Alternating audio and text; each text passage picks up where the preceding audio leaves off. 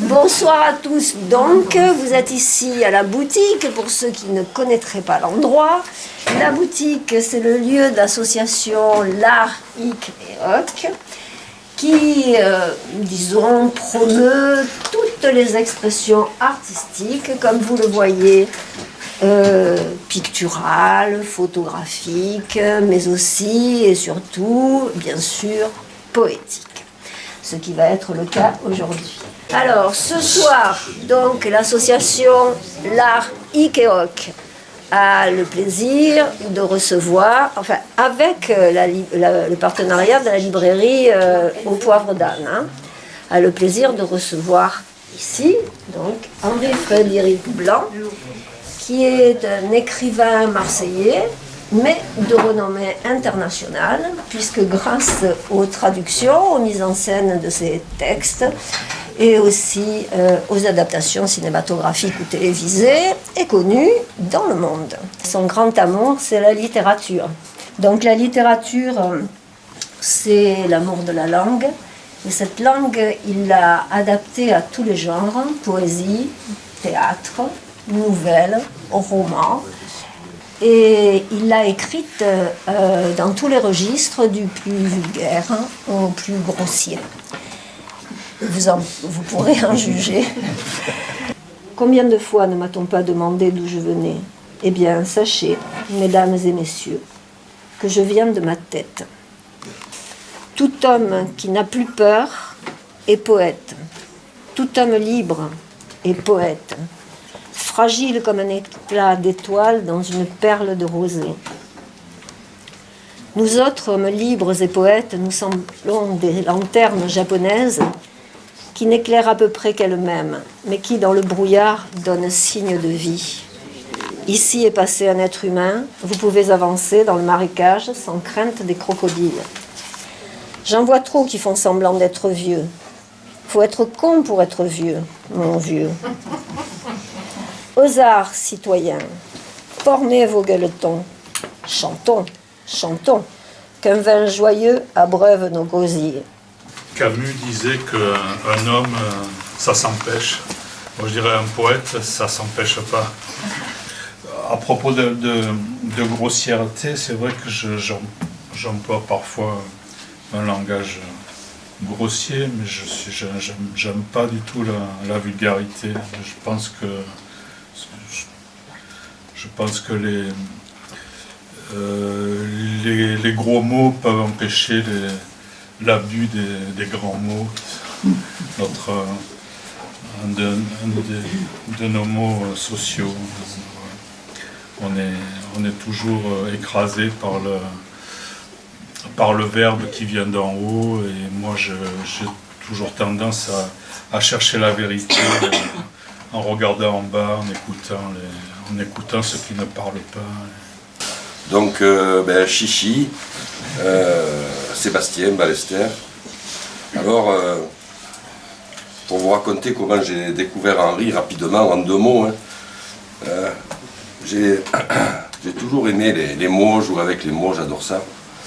Et écrire, mais alors j'aimais bien écrire comme on parle ici, avec des mots d'ici, etc. Et puis un jour, j'ai une copine qui m'a dit « Tiens, ça devrait te plaire, lis ça, sur le vieux port de la Ciotat. » Ingrid, elle s'appelait. Et là, ça a été vraiment pour moi la découverte, quoi, parce que c'était vraiment comme ça que j'avais envie d'écrire, c'était incroyable, quoi. Donc, je vais lire quelques textes de l'Art d'aimer à Marseille, et puis ensuite quelques textes de Banzaioli, donc c'est le dernier. Voilà. Alors... Donc, l'Art d'aimer à Marseille, c'est l'histoire de Fredo le Fada, qui est un prophète marseillais, qui essaye d'enseigner à Dédé, son disciple, l'art de choper la cagole, quoi, tout simplement. Je me suis tant fait niquer par l'amour que je peux m'offrir un petit discours. Tu n'as pas à m'envier, va, je n'ai rien d'un Casanova. La tour de l'expérience est faite de pierres appelées défaites. Le ciel de la philosophie, vois-tu, on n'y arrive qu'à coups de pied au cul. C'est pour ça, à force d'être envoyé sur les roses, je commence à savoir de quoi je cause. Je suis l'éconduit express, l'as de la déconvenue, le balargué d'office, le déconfit chronique, le collectionneur de refus. J'entre en piste, pas le temps de dire mon nom, comme balance en l'air, comme l'homme canon. Je connais par cœur le goût du gazon et l'odeur des trèfles, vu le paquet de fois qu'on m'a envoyé paître. Mes échecs claquent comme des castagnettes au fond de ma mémoire. Heureusement que c'est une écumoire. Je suis le motif de tapisserie, le rase-mur, la sortie au trottoir, le manger par l'ombre, le figurant oublié dans les studios déserts, la sentinelle perdue dans le no man's land, le zéro de pique, la miette humaine, l'élément de statistique. Des fois, vous croyez me voir traverser le boulevard national avec mon costume gris, ma casquette et ma baguette qui a l'air d'une nouille monumentale. C'est lui, vous vous dites aussi sec, c'est lui, Fredo le Fada, le roi des pauvres mecs, l'anonyme exemplaire, monsieur n'importe qui, le piéton de base que touche au phare rêve d'écraser, le ventre sur pattes qui engraisse les chirurgiens, le client parfait pour la morgue et le cimetière, le cochon de payeur, la tronche à fait divers.